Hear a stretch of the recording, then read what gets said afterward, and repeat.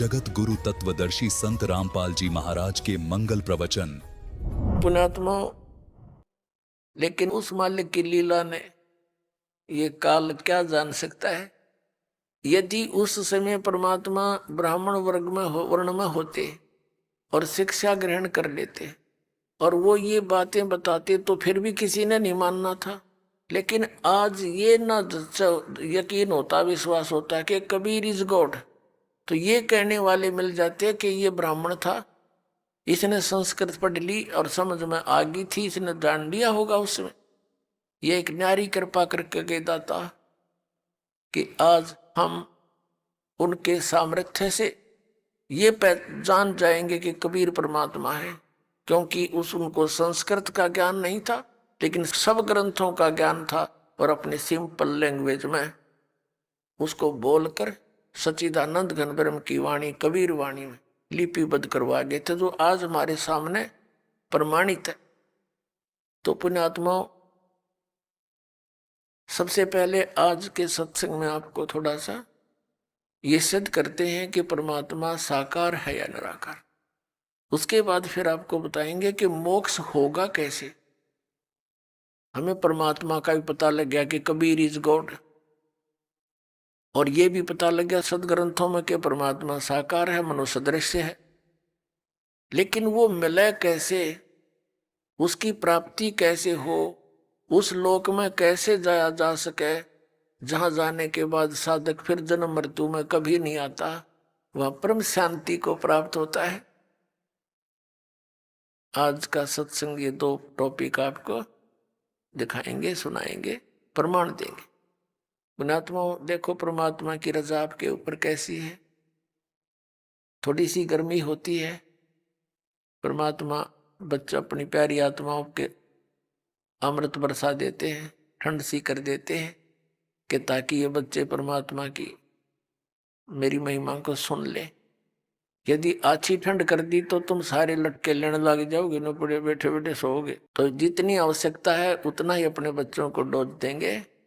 और पुण्यात्माओं, यदि जिसमें पूरा विश्व इस सत भक्ति को स्वीकार करके और अपने अपने घरों में ये पांचों यज्ञ किया करेगा, फिर देखना सतयुग में ऐसा होता था, इतने पुण्यकर्मी प्राणी होते थे। यदि कोई 10 व्यक्ति बैठकर और चर्चा कर देते थे कि भगवान वर्षा नहीं हुई, आपके बच्चे दुखी हो गए, उसी समय परमात्मा वर्षा कर देते थे। यानी कोई अभाव सतयुग में नहीं होता था। पिता से पहले पुत्र नहीं मरता था, स्त्री विधवा नहीं होती थी। अब पुण्यात्माओं, जब हमारे कर्म सुधर जाएंगे और जो हम कर्म कर रहे हैं सत भक्ति ये पूरा विश्व करेगा, तो सब वही सतयुग जैसा ही एक बार फिर से वातावरण होगा।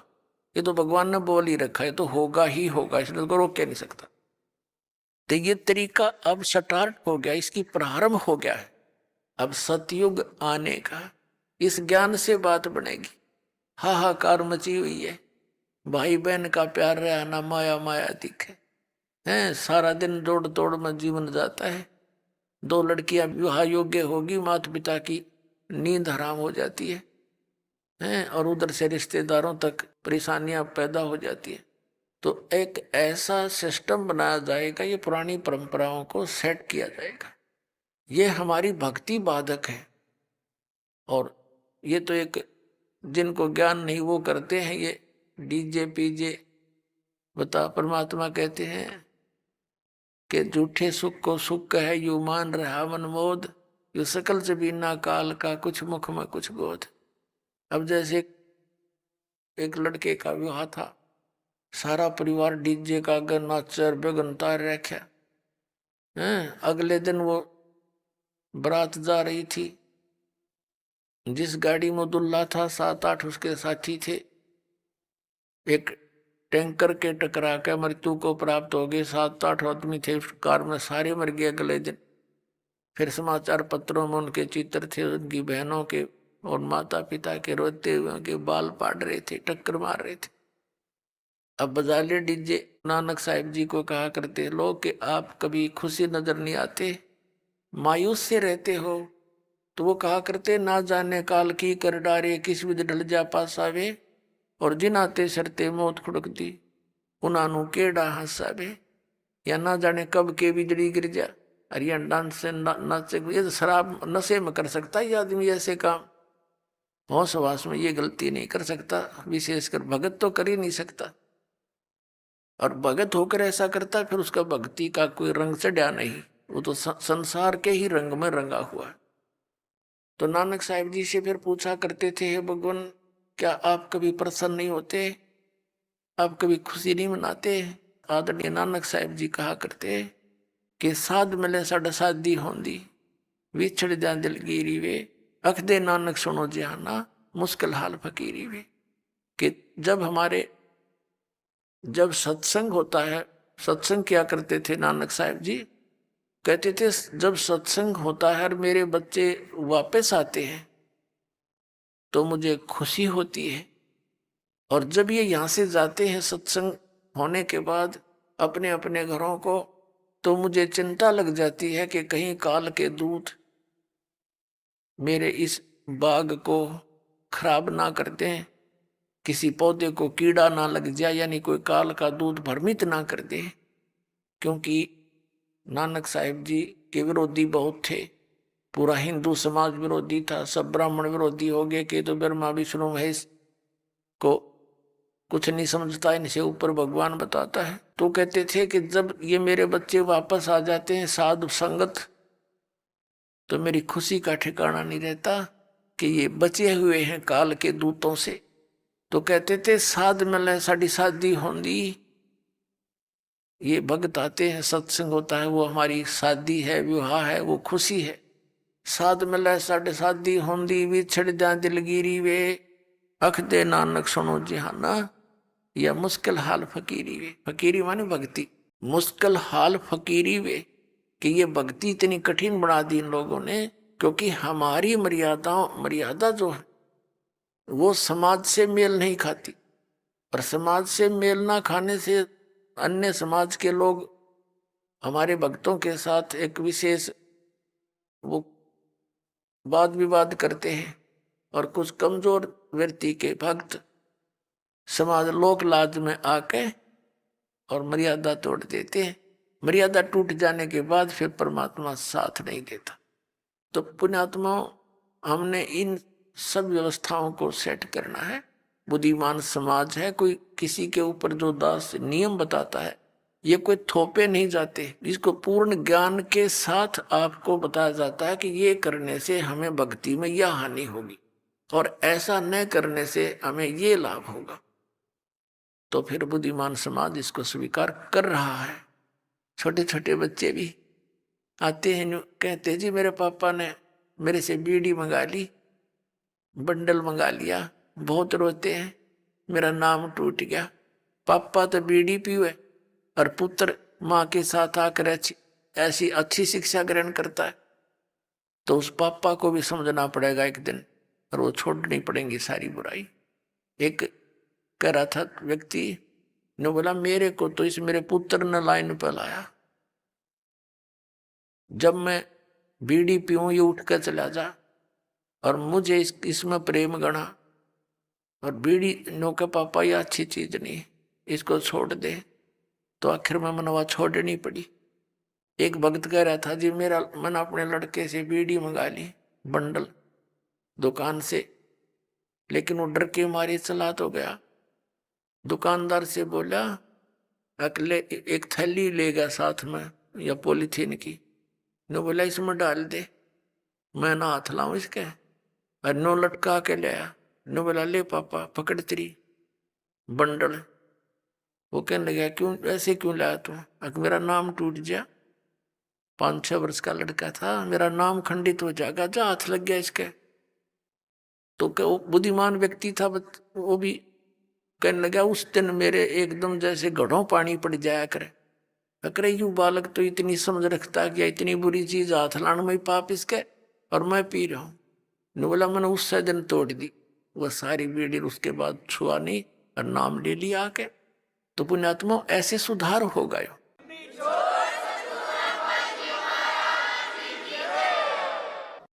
पुण्यात्माओं, ये शराब कोई पीने की चीज है?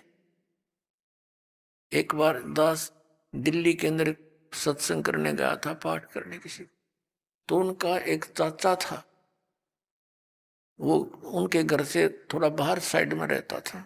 उसकी चाची आई, रोने लग रही बुरी तरह। तो मैंने कारण पूछा, माँ भैया क्यों रो रही है बहन बेटी?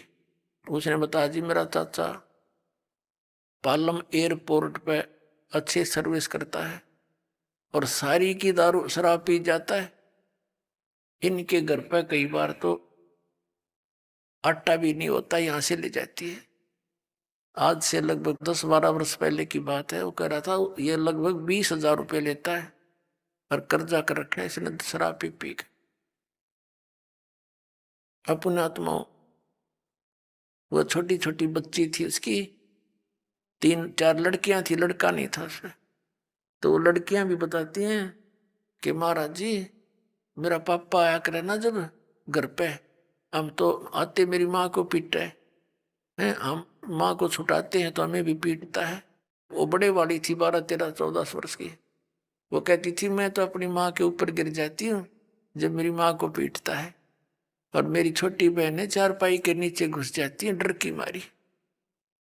बताओ, अरे जिस पापा ने उन बच्चों को सीने से लगाना चाहिए था और वो इस शराब पी का आवे और वो उस तक छुपते फिरे। अब शाम फिर हम अगले दिन सुबह सुबह जा रहे थे घूमने के लिए, 3 दिन का पाठ करते थे, मेरे साथ 2-3 भक्त थे। तो वो बहन रास्ते में खड़ी पाई और कहने लगी जी, और गेल उसकी सास आई, कहने लगी जी आ जाओ थोड़ी देर बैठ के जाओ, चाय पानी बनावांगे। वो हम बैठ गए, हम चल कि इसका पति आया हुआ है उसने कुछ समझा दो। हम वहां जाकर बैठ गए। हम उसके आंगन से मैं बैठ गए, गर्मियों का दिन था, सुबह सुबह छाया थी, सूर्योदय हुआ ही था।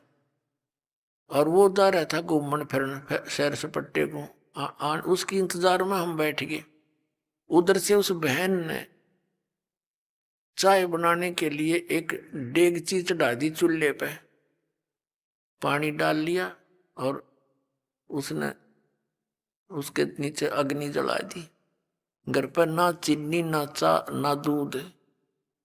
अब वो उस चूल्हे दौरा बैठी, लकड़ी जला, कम से कम आध घंटा हो गया।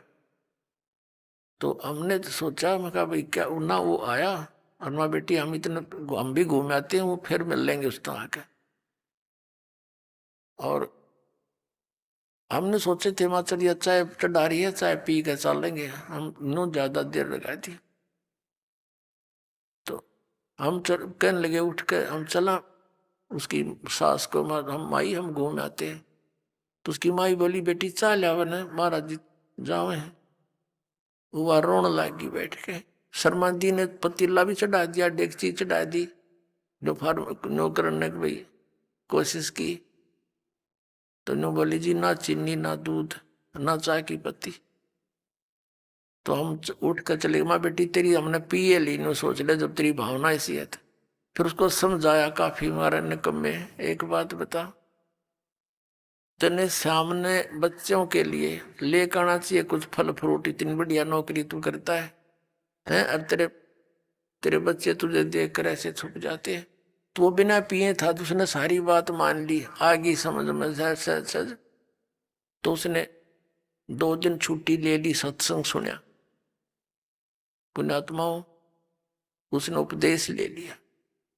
फिर तनख्वाह ठीक थी, 3रे महीने मोटरसाइकिल कढ़ा ली, स्कूटर, बच्चा ने बढ़िया कपड़े लाया और ठीक ठाक घर की सेटिंग कर ली। तो ऐसे इस ज्ञान से धीरे धीरे सुधार होगा, क्योंकि हमारे आसपास बुराई घनी फैल गई। तो जो ना बुराई करना चाहते बच्चे वो बुराई में अग्रसर हो गए। और जब ये सच्चा ज्ञान और इस प्रकार का माहौल बढ़ेगा तो जो बुराई कर रहे हैं वो भी छोड़ देंगे, इन्हें उनको छोड़नी पड़ेगी। या कोई कर्ण का काम है, नाश करण का, इज्जत नहीं, गली में पड़ा पड़ा कुत्ते मुत्ते उसके मुंह पे, ऐसा बुरा हाल। तो इस प्रकार ये ज्ञान सुधार में होगा। तो अब हमने सबसे पहले आपको दिखाते हैं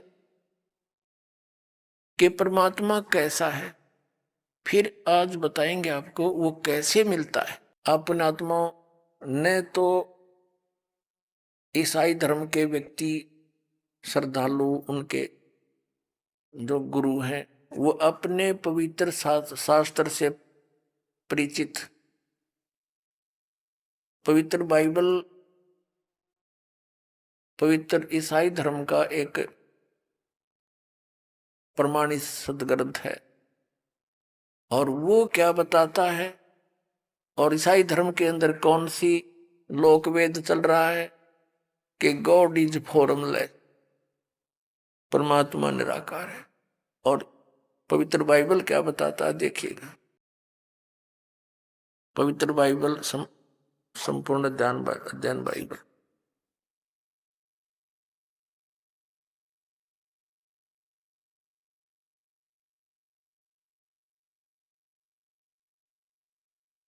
ये है संपूर्ण बाइबल। इसके प्रबंधक संपादक हैं डेविड स्टुअर्ट, अंग्रेजी में प्रधान संपादक Donald C Stamps M division DV, संयुक्त संपादक जे वेस्ले आदम पीएचडी, संपादक ये सारे इनके। Full life study Bible. अब इसकी कति स्टार्ट में बिल्कुल उत्पत्ति के अंदर ये देखिएगा, ये सृष्टि की यहां से शुरू होती है। इसके यहां से 4 पृष्ठ से जेनेसिस यानी सृष्टि उत्पत्ति आरंभ। आदि में परमेश्वर ने आकाश और पृथ्वी की सृष्टि की। पृथ्वी बेडौल और सुनसान पड़ी थी, गहरे जल के ऊपर अंधियारा था। परमात्मा का आत्मा जल के ऊपर मंडराता था। जब परमेश्वर ने कहा कि उजियाला हो तो उजियाला हो गया, और परमेश्वर ने उजाले को देखा अच्छा है, और परमेश्वर ने उजियाले को अंधेरे से अलग किया। और परमेश्वर ने उजियाले को दिन और अंधियारे को रात कहा। सांझ हुई, भोर हुआ, इस प्रकार ये पहला दिन हुआ। तो ऐसे फिर ये दूसरा दिन हुआ और कुछ रचना की, फिर तीसरा दिन हुआ, ऐसे कुछ। अब चौथा दिन, यहाँ फिर सांझ हुई, भोर हुआ, चौथा दिन हुआ।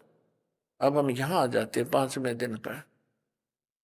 भोर हुई, ये प्रश्न नंबर 5 पे यहाँ लिखा है कि भोर हुई, सांझ हुई, भोर हुआ, और इस प्रकार ये 5वां दिन। अब हम 6वां दिन पढ़ाएंगे। फिर परमेश्वर ने कहा, हम मनुष्य को अपने स्वरूप के अनुसार अपनी समानता में बनाए। वे समुद्र की मछलियों और आकाश के पक्षियों और घरेलू पशुओं और सारी पृथ्वी पर और सब रेंगने वाले जंतुओं पर जो पृथ्वी पर रेंगते अधिकार रखे। तब परमेश्वर ने मनुष्य को अपने स्वरूप अनुसार उत्पन्न किया। अपने ही स्वरूप के अनुसार परमेश्वर ने उसको उत्पन्न किया, नर और नारी करके उसने मनुष्य की सृष्टि की। अपने आत्माओं, परमात्मा ने मनुष्य को अपने जैसा बनाया और नर नारी करके उनकी उत्पत्ति की। तो भगवान कैसा नर आकार होया सिद्ध? हरि ने पूछ ले परमात्मा कैसा है? God is formless. एक तंत्र कथा बना रखी। अब परमात्मा कहा करते, मोती मुक्ता दर्शत नाई, ये जग है सब अंदरे, दिखत के तो नैन चश्म, इनका फेरा मोतिया बंदरे। ये दिखत थे विद्वान और इनका फिर रहा था मोतिया बिंद अज्ञान का।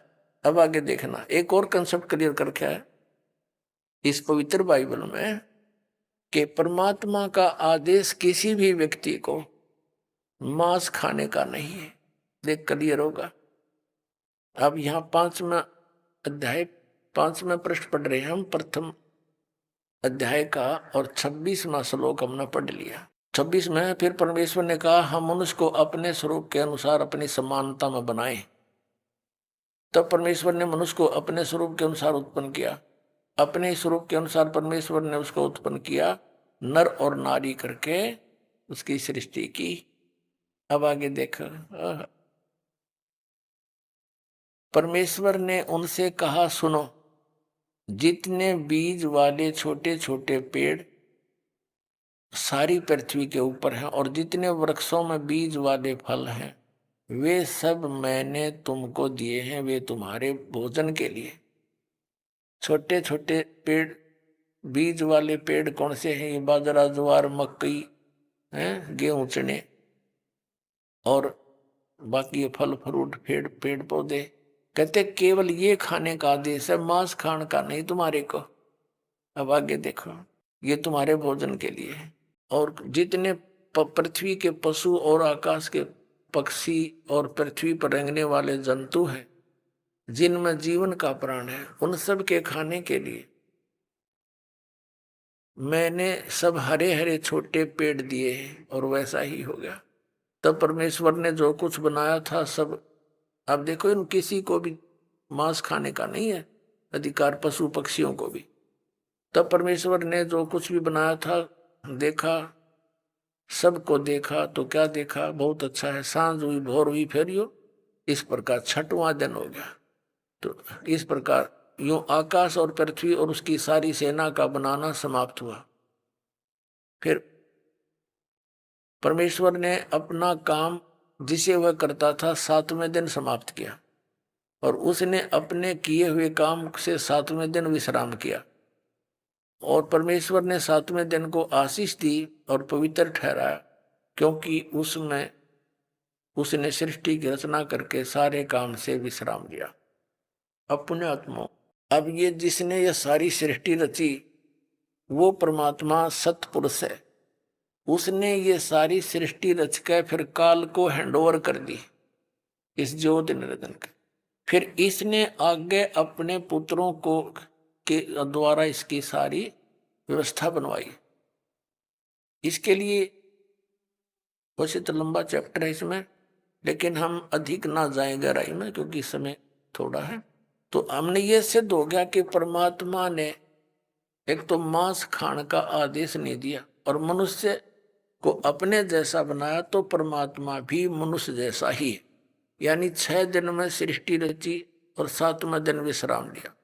पवित्र बाइबल ने सिद्ध कर दिया कि God is in man form, परमात्मा मनुष्य सदृश है।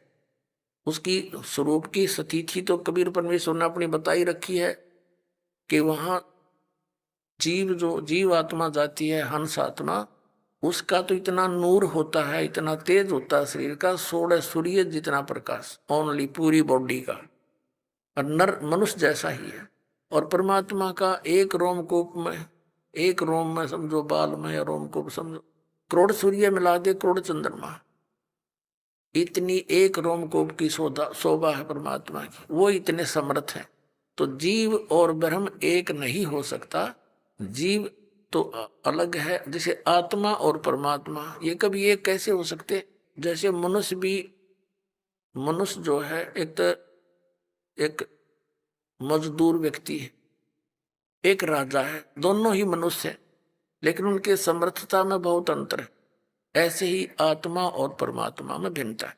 अब इसके साथ साथ आप किसी मुसलमान धर्म से के किसी श्रद्धालु से पूछिए परमात्मा कैसा है, कहते हैं परमात्मा तो बेचून है। बेचून माने निराकार।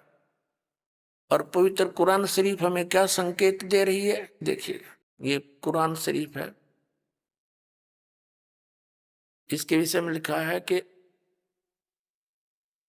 यह इस फारसी की, यहाँ पर है अरबी भाषा का, ये हिंदी अनुवाद। यह वह इल्हामी किताब है जिसमें कोई संदेह की गुंजाइश नहीं। यानी इसमें जो लिखा है वो हमने पूरा मान्य है, ये मुसलमान भाइयों की तरफ से है। इसमें जो लिखा है इसमें कोई अगर मगर करने की जरूरत नहीं, हमने ये फाइनल है, इसमें सच लिखा है। ठीक, अब ये कहाँ से छपी है? ये इसका अर्थ है शास्त्रीय अरबी पदवी पर नागरी लिपि में। रूपांतरकार हैं नंद कुमार अवस्थी। और ये शेरवानी संस्करण, ये कहाँ से छपा है? ये कुरान शरीफ शेरवानी संस्करण, प्रकाशक हैं लखनऊ किताब घर, मौसम बाग, सीतापुर रोड, लखनऊ। अब हम इसके, ये मुद्रक भी यही है, मुद्रक है लखनऊ पब्लिशिंग हाउस, वो ये 37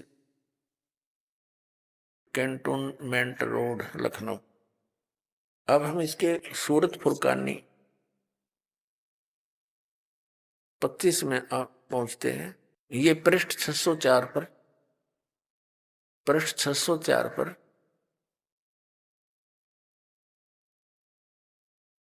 और ये कुरान शरीफ सूरतुल फुरकानी, ये सूरत फुरकानी 25 इसका। यहां हम नीचे देखेंगे,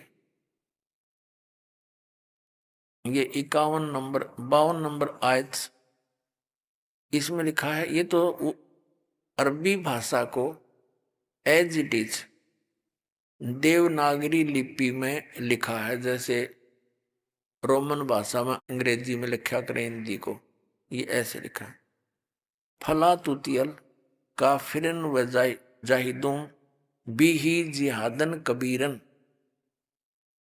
अब इसमें कंसेप्ट कति क्लियर है, ये कबीर शब्द है। कबीरन जैसे संस्कृत में जैसे उत्तमम लिखते हैं, उत्तमम वो मैं हटा दिया जाता है, लास्ट वाला अलंत वाला उत्तम रह जाता है, तो ऐसे कबीरन यो कबीर शब्द है सीधा। इसका कंसेप्ट थोड़ा सा और क्लियर करना पड़ेगा। ये पवित्र कुरान मजीद है, इसका नाम बदल रखा है, बाकी अक्षर का भी अंतर नहीं है, देखिएगा। ये कुरान मजीद है, मुतरजम अरबी, ऑफिस प्रकाशक है ऑफिस बुक डिपो, 422 मटिया महल, जामा मस्जिद, दिल्ली 6।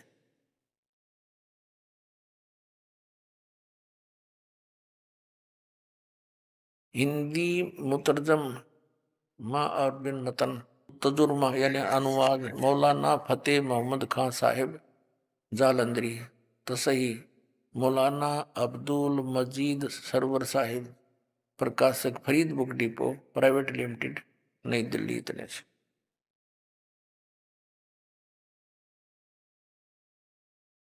मुद्रक है मोहम्मद, प्रस्तुत करता है मोहम्मद नासिर खान। ये सारी डिटेल दी है इनकी प्रकाशक की। अब इसके दिखाते हैं थोड़ा सा, सिर्फ एक लाइन दिखाएंगे इसकी। ये है, इसमें पृष्ठ नंबर 576 है और वही कुरान मजीद है, कुरान शरीफ को चाहे मजीद,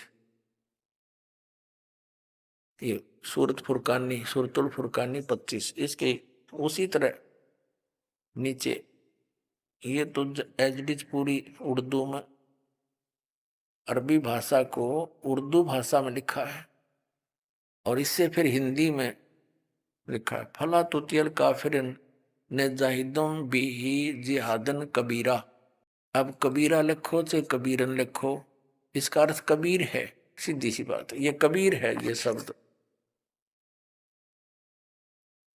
अब हम फिर से उसी कुरान शरीफ, पवित्र कुरान शरीफ को प्रमाण में लेते हैं।